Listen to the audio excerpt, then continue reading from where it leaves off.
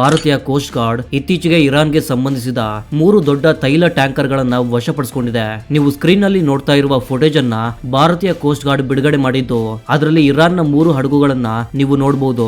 ಇವು ತುಂಬಾ ದೊಡ್ಡ ಮಟ್ಟದ ಹಡಗುಗಳು. ಇವುಗಳ ಹೆಸರು ಒಂದು ಅಲ್ ಜಫ್ಜಿಯಾ, ಎರಡನೇದು ಆಲ್ಫಾ ಸ್ಟಾರ್ ಮತ್ತು ಮೂರನೇದು ಸ್ಟೆಲ್ಲರ್ ರೂಬಿ. ಈ 3 ಹಡಗುಗಳು ಇರಾನ್ಗೆ ಬಹಳ ಮುಖ್ಯವಾಗಿದ್ದವು. ಪ್ರಸ್ತುತ ಭಾರತೀಯ ಕೋಸ್ಟ್ ಗಾರ್ಡ್ ಕ್ರಮ ಕೈಗೊಂಡು ಈ 3 ಹಡಗುಗಳನ್ನ ವಶಕ್ಕೆ ತೆಗೆದುಕೊಂಡಿದ್ದಾರೆ. ಇವುಗಳ ಕ್ರೂಸ್ ಸದಸ್ಯರನ್ನು ಕೂಡ ಭಾರತೀಯ ಕೋಸ್ಟ್ ಗಾರ್ಡ್ ಅವರನ್ನ ಬಂಧಿಸಿದ್ದಾರೆ. ವರದಿಗಳ ಪ್ರಕಾರ ಈ 3 ಹಡಗುಗಳಲ್ಲೂ ಕಚ್ಚಾ ತೈಲ ತುಂಬಿತ್ತು.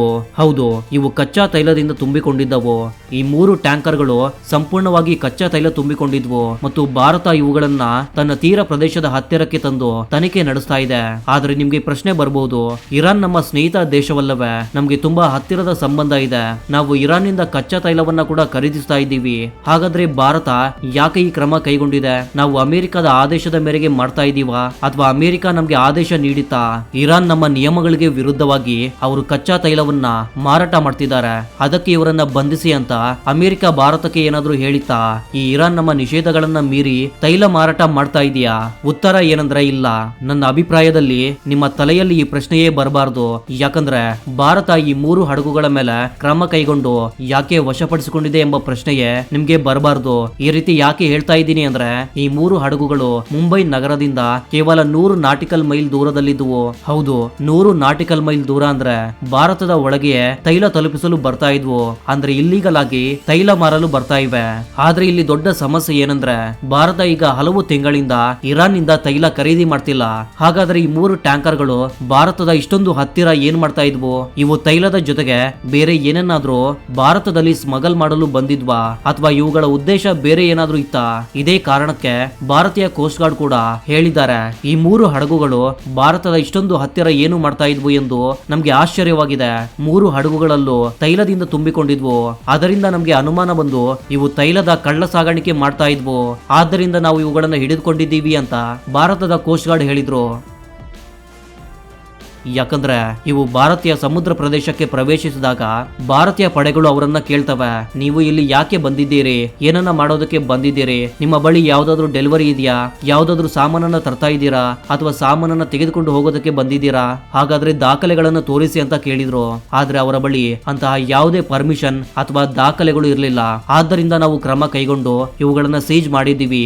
ಈಗ ತನಿಖೆ ನಡೆಸ್ತಾ ಇದ್ದೀವಿ. ಇವು ಕೇವಲ ಕಚ್ಚಾ ತೈಲವನ್ನ ಡೆಲಿವರಿ ಮಾಡಲು ಬಂದಿದ್ದೀರಾ? ಇವು ಕೇವಲ ಕಚ್ಚಾ ತೈಲವನ್ನ ಡೆಲಿವರಿ ಮಾಡಲು ಬಂದಿದ್ದಾರಾ ಅಥವಾ ಜೊತೆಗೆ ಇನ್ನು ಬೇರೆ ಸಾಮಾನುಗಳು ಇದಾವ? ಭಾರತಕ್ಕೆ ಆ ಸಾಮಾನು ತಲುಪಿಸಿ ನಂತರ ಕಚ್ಚಾ ತೈಲವನ್ನ ಮುಂದಕ್ಕೆ ಕೊಂಡೊಯ್ತಾರಾ? ಇದ್ರ ಬಗ್ಗೆ ಕೂಡ ತನಿಖೆಗಳು ನಡೀತಾ ಇವೆ. ಎರಡನೇದಾಗಿ, ಒಂದು ವೇಳೆ ಕೇವಲ ಕಚ್ಚಾ ತೈಲವೇ ಇದ್ರೆ ಯಾರು ಇದನ್ನ ಆರ್ಡರ್ ಮಾಡಿದ್ರು? ಇಲ್ಲ ತೈಲದ ಕಳ್ಳತನ ಮಾಡ್ತಿದ್ದೀರಾ? ಯಾಕಂದ್ರೆ ನಾವು ಇರಾನ್ ನಿಂದ ಸದ್ಯಕ್ಕಂತೂ ಕಚ್ಚಾ ತೈಲ ಖರೀದಿಸ್ತಾ ಇಲ್ಲ. ಆದ್ದರಿಂದ ಈ ವಿಷಯದ ಬಗ್ಗೆ ತನಿಖೆ ನಡೀತಿದೆ. ಜೊತೆಗೆ ಖಂಡಿತ ಇರಾನ್ ಬಳಿ ಭಾರತ ಈ ಕಠಿಣ ಪ್ರಶ್ನೆಗಳನ್ನ ಕೇಳುತ್ತೆ.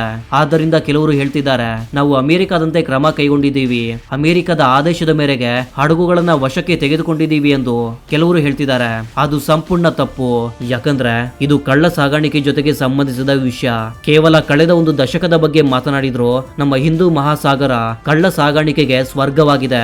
ಆದ್ದರಿಂದ ಭಾರತೀಯ ಕೋಸ್ಟ್ ಗಾರ್ಡ್ ಈ ಪ್ರದೇಶದಲ್ಲಿ ಕೇವಲ ಹೆಚ್ಚು ಸಕ್ರಿಯವಾಗಿಲ್ಲ, ಬದಲಿಗೆ ಸೋಲೋ ಸೆಕ್ಯೂರಿಟಿ ಪ್ರೊವೈಡರ್ ಕೂಡ ಆಗಲು ಈಗ ಹೊರಟಿದೆ. ಯಾಕಂದ್ರೆ ನೋಡಿ, ಹಿಂದೂ ಮಹಾಸಾಗರದ ಮೂಲಕ ವಿಶ್ವದ 60ರಿಂದ 70% ವ್ಯಾಪಾರ ನಡೆಯುತ್ತೆ. ಒಂದು ವೇಳೆ ಭಾರತ ಇಲ್ಲಿ ಸೋಲ್ ಸೆಕ್ಯೂರಿಟಿ ಪ್ರೊವೈಡರ್ ಒದಗಿಸಿದ್ರೆ ಕೇವಲ ವ್ಯಾಪಾರ ಮಾರ್ಗಗಳು ಸುರಕ್ಷಿತವಾಗೋದಿಲ್ಲ, ಬದಲಿಗೆ ಅಕ್ರಮ ಕೆಲಸ ಮಾಡೋರು ಕೂಡ, ಅಂದರೆ ಕಳ್ಳ ಸಾಗಾಣಿಕೆ ಮಾಡುವವರನ್ನು ಹಿಡಿಯಬಹುದು. ನಮ್ಮ ಯುವಕರನ್ನ ಹಾಳು ಮಾಡುವ ವಸ್ತುಗಳ ಮೇಲೆ ನಿಯಂತ್ರಣ ಬರುತ್ತೆ ಮತ್ತು ಭಾರತದ ಶಕ್ತಿಯ ಬಗ್ಗೆ ಇಡೀ ವಿಶ್ವ ನೋಡುತ್ತದೆ. ಆದ್ರೆ ಈ ಪ್ರಕರಣದ ಬಗ್ಗೆ ಮಾತನಾಡಿದ್ರೆ ನಿಶ್ಚಿತವಾಗಿ ನಾವು ಕಠಿಣ ಕ್ರಮ ಕೈಗೊಳ್ಳಬೇಕು. ಒಂದು ವೇಳೆ ಇಲ್ಲಿ ಇರಾನ್ನ ಅಕ್ರಮ ಚಟುವಟಿಕೆಗಳು ಕಂಡು ಬಂದರೆ ನಾವು ಯಾವುದೇ ಕಾರಣಕ್ಕೂ ಈ ಹಡಗುಗಳನ್ನ ಬಿಡುವುದೇ ಇಲ್ಲ.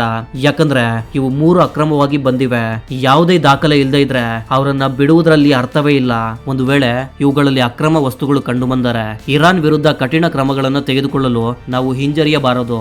ಯಾಕಂದ್ರೆ ಅಕ್ರಮ ಮತ್ತು ಕಾನೂನು ಬದ್ಧತೆಯ ವಿಷಯ ಬಂದಾಗ ಸ್ನೇಹ ದ್ವೇಷದ ಮಾತು ಉಳಿಯುವುದಿಲ್ಲ. ಆದ್ರೂ ಇದ್ರ ಬಗ್ಗೆ ನಿಮ್ಮ ಅಭಿಪ್ರಾಯ ಬೇರೆ ಕೂಡ ಇರಬಹುದು. ಅದನ್ನೇ ನೀವು ಕಾಮೆಂಟ್ ಮಾಡಿ ನಮಗೆ ತಿಳಿಸಬಹುದು.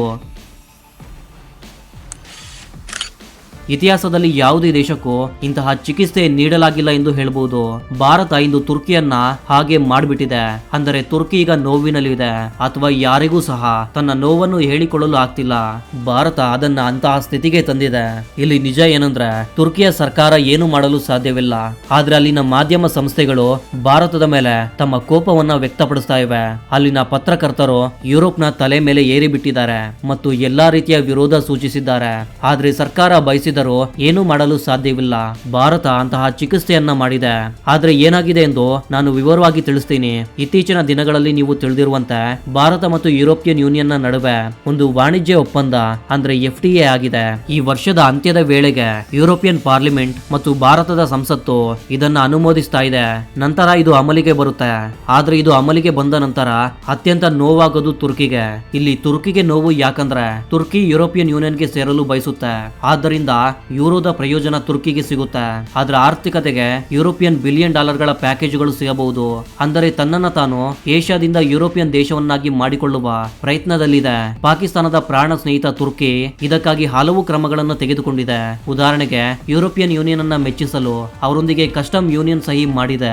ಕಸ್ಟಮ್ ಯೂನಿಯನ್ ಎಂದರೆ ಯುರೋಪಿಯನ್ ಯೂನಿಯನ್ ನ ಯಾವುದೇ ವಸ್ತುಗಳು ಅಂದ್ರೆ ಯುರೋಪಿನಲ್ಲಿರುವ 27 ದೇಶಗಳಲ್ಲಿರುವ ಯಾವುದೇ ವ್ಯಕ್ತಿ ತನ್ನ ಯಾವುದೇ ಸಾಮಾನನ್ನ ತುರ್ಕಿಯಲ್ಲಿ ಯಾವುದೇ ಅಡಚಣೆ ಇಲ್ಲದೆ ಕಳಿಸಬಹುದು.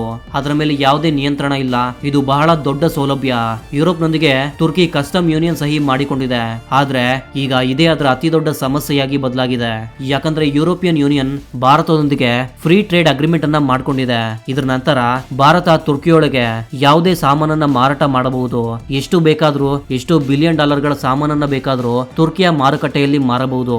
ಆದ್ರೆ ತುರ್ಕಿಗೆ ದುಃಖ ಏನಂದ್ರೆ ಕಸ್ಟಮ್ಸ್ ಯೂನಿಯನ್ ಒಂದು ದಿಕ್ಕಿನದ್ದು. ಅಂದರೆ ಭಾರತ ಯುರೋಪ್ನ ಮೂಲಕ ಎಷ್ಟು ಬೇಕಾದ್ರೂ ಸಾಮಾನು ತುರ್ಕಿಯಲ್ಲಿ ಮಾರಬಹುದು. ಆದ್ರೆ ಟರ್ಕಿ ಹಾಗೆ ಮಾಡಲು ಸಾಧ್ಯವಿಲ್ಲ. ಅಂದ್ರೆ ತುರ್ಕಿ ಯುರೋಪ್ನ ಮೂಲಕ ಭಾರತದಲ್ಲಿ ತನ್ನ ಸಾಮಾನನ್ನ ಮಾರಲು ಯಾವುದೇ ಕಾರಣಕ್ಕೂ ಸಾಧ್ಯವಿಲ್ಲ. ಇತ್ತೀಚಿನ ದಿನಗಳಲ್ಲಿ ಪಾಕಿಸ್ತಾನದೊಂದಿಗಿನ ಹಲವು ರೀತಿಯ ಸಮೀಪ ಸಂಬಂಧಗಳು ನೋಡಿದ ನಂತರ ಭಾರತ ತುರ್ಕಿಯ ಸಾಮಾನುಗಳ ಮೇಲೆ ಹಲವು ರೀತಿಯ ನಿರ್ಬಂಧಗಳನ್ನ ಹಾಕಿದೆ. ಇದರಿಂದ ತುರ್ಕಿ ಕಂಪನಿಗಳಿಗೆ ಭಾರತದ ಮಾರುಕಟ್ಟೆ ಒಂದು ರೀತಿಯಲ್ಲಿ ಮುಚ್ಚಿ ಹೋಗಿದೆ. ಅವರ ಬಿಸ್ನೆಸ್ ಅನ್ನ ಭಾರತದಲ್ಲಿ ನಾವು ಕ್ಲೋಸ್ ಮಾಡಿದೀವಿ. ಆದ್ರೆ ಈ ಯುರೋಪಿಯನ್ ಯೂನಿಯನ್ FTA ಮೂಲಕ ಭಾರತ ಯುರೋಪ್ನ ಜೊತೆಗೆ ತುರ್ಕಿಯ ಸಂಪೂರ್ಣ ಮಾರುಕಟ್ಟೆಯನ್ನು ಹಿಡ್ಕೊಂಡಿದೆ. ಆದ್ರೆ ತುರ್ಕಿಗೆ ನಮ್ಮ ಮಾರುಕಟ್ಟೆ ಮಾತ್ರ ಇಲ್ಲ. ಈ ವಿಷಯದಲ್ಲಿ ತುರ್ಕಿಯ ಸರ್ಕಾರ ಬಯಸಿದರೂ ಏನು ಮಾಡಲು ಸಾಧ್ಯವಿಲ್ಲ. ಯಾಕಂದ್ರೆ ಅವರು ಬಹಳ ಕೆಟ್ಟ ರೀತಿಯಲ್ಲಿ ಸಿಕ್ಕಿ ಹಾಕಿಕೊಂಡಿದ್ದಾರೆ. ಹೇಗಂದ್ರೆ ಒಂದು ವೇಳೆ ಅವರು ಭಾರತದ ಸಾಮಾನನ್ನ ತಡೆದ್ರೆ ಕಸ್ಟಮ್ಸ್ ಯೂನಿಯನ್ ಇಂದ ಅವರು ಹೊರಗೆ ಹೋಗ್ತಾರೆ. ಕಸ್ಟಮ್ಸ್ ಯೂನಿಯನ್ ಇಂದ ಹೊರಗೋದ್ರೆ ಇನ್ನು ಯುರೋಪಿಯನ್ ಯೂನಿಯನ್ ಗೆ ಸೇರುವ ಅವರ ಕನಸು ಹೊಡೆದು ಹೋಗುತ್ತೆ. ಇದೇ ಕಾರಣಕ್ಕೆ ತುರ್ಕಿ ಬಯಸಿದ್ರು ಕೂಡ ಏನು ಮಾಡಲು ಸಾಧ್ಯವಾಗ್ತಿಲ್ಲ. ಇನ್ನು ನಿಜ ಹೇಳ್ಬೇಕಂದ್ರೆ ಇದೆಲ್ಲ ನಮ್ಮದೇ ಕೆಲಸ. ಅಂದರೆ ನಾವು ಯುರೋಪಿಯನ್ ಯೂನಿಯನ್ ಒಂದಿಗೆ FTA ಮಾಡುವಾಗ ಈ FTA ಅಲ್ಲಿ ವಿಶೇಷ ಷರತ್ತುಗಳನ್ನ ಸೇರಿಸಿದ್ದೀವಿ. ತುರ್ಕಿ ಈ FTA ಮೂಲಕ ಯುರೋಪಿಯನ್ ಯೂನಿಯನ್ ಅನ್ನ ಬಳಸಿಕೊಂಡು ಭಾರತದಲ್ಲಿ ತನ್ನ ಸಾಮಾನನ್ನ ಮಾರಲು ಸಾಧ್ಯವಿಲ್ಲ. ಅಂದರೆ ನಾವೇ ಇದರ ಚಿಕಿತ್ಸೆಯನ್ನ ಮಾಡಿದೀವಿ. ನಂಬಿ ಈ ಚಿಕಿತ್ಸೆ ತುಂಬಾ ಪರಿಣಾಮಕಾರಿಯಾಗಿದೆ. ಈ FTA ಆದಾಗಿಂದಲೂ ತುರ್ಕಿಯ ಸರ್ಕಾರ ಆಘಾತಕ್ಕೆ ಒಳಗಾಗಿದೆ. ತುರ್ಕಿಯ ಮಾಧ್ಯಮಗಳು ಕೂಗಾಡುವುದನ್ನು ನಿಲ್ಲಿಸಿಲ್ಲ. ಅವರು ನಿರಂತರವಾಗಿ ದೂರುತ್ತಿದ್ದಾರೆ ಈ FTA ಮೂಲಕ ತುರ್ಕಿಯ ಹಕ್ಕುಗಳ ಉಲ್ಲಂಘನೆ ಆಗಿದೆ ಎಂದು. ಆದ್ರೆ ಎಲ್ಲರಿಗೂ ಗೊತ್ತು ತುರ್ಕಿ ಇದರಲ್ಲಿ ಏನು ಮಾಡಲು ಸಾಧ್ಯವಿಲ್ಲ ಅಂತ. ಭಾರತ ಅವರಿಗೆ ಮಾಡಿದ ಚಿಕಿತ್ಸೆಯನ್ನ ಅವರು ಸ್ವೀಕರಿಸಲೇಬೇಕು ಮತ್ತು ಭಾರತ ಇದನ್ನ ಭವಿಷ್ಯದಲ್ಲಿ ಲಿವರೇಜ್ ಆಗಿ ಬಳಸಬಹುದು. ಅಂದರೆ ತುರ್ಕಿ ಒಂದು ವೇಳೆ ಯುದ್ಧದಂತಹ ಸ್ಥಿತಿಯಲ್ಲಿ ಪಾಕಿಸ್ತಾನಕ್ಕೆ ಹೆಚ್ಚು ಸಹಾಯ ಮಾಡಲು ಪ್ರಯತ್ನ ಮಾಡಿದ್ರೆ, ಅಂದ್ರೆ ಭಾರತಕ್ಕೆ ನಷ್ಟವಾಗುವಂತಹ ಕೆಲಸ ಏನಾದ್ರೂ ಮಾಡಿದ್ರೆ ನಾವು ತುರ್ಕಿಗೆ ಹೇಳ್ಬಹುದು, ನಾವು ನಿಮ್ಗೆ ಕಸ್ಟಮ್ ಯೂನಿಯನ್ ನ ಮೂಲಕ ರಿಲೀಫ್ ಕೊಡ್ತೀವಿ, ಬದಲಿಗೆ ನೀವು ಪಾಕಿಸ್ತಾನದಿಂದ ದೂರವಿರಿ ಅಥವಾ ಈಗ ಅದಕ್ಕೆ ಸಹಾಯ ಮಾಡಬೇಡಿ. ಅಂದರೆ ಭವಿಷ್ಯದಲ್ಲಿ ಭಾರತದ ಕೈಗೆ ಒಂದು ದೊಡ್ಡ ಶಸ್ತ್ರ ಸಿಕ್ಕಿದೆ. ಸರಿಯಾಗಿ ಬಳಸಿದ್ರೆ ತುರ್ಕಿಯ ಮೊಣಕಾಲು ಮುರಿದು ಅವರನ್ನ ಬಗ್ಗುವಂತೆ ಮಾಡಬಹುದು. ಇದ್ರ ಬಗ್ಗೆ ನಿಮ್ಮ ಅಭಿಪ್ರಾಯ ಏನು ಅಂತ ಕಾಮೆಂಟ್ ಬಾಕ್ಸ್ ಅಲ್ಲಿ ತಿಳಿಸಿ. ಇದೇ ರೀತಿಯ ಮತ್ತೊಂದು ಇಂಟ್ರೆಸ್ಟಿಂಗ್ ಆದ ವಿಡಿಯೋದ ಜೊತೆಗೆ ಮತ್ತೆ ಸಿಗೋಣ. ಅಲ್ಲಿವರೆಗೂ ಜೈ ಹಿಂದ್, ಜೈ ಕರ್ನಾಟಕ.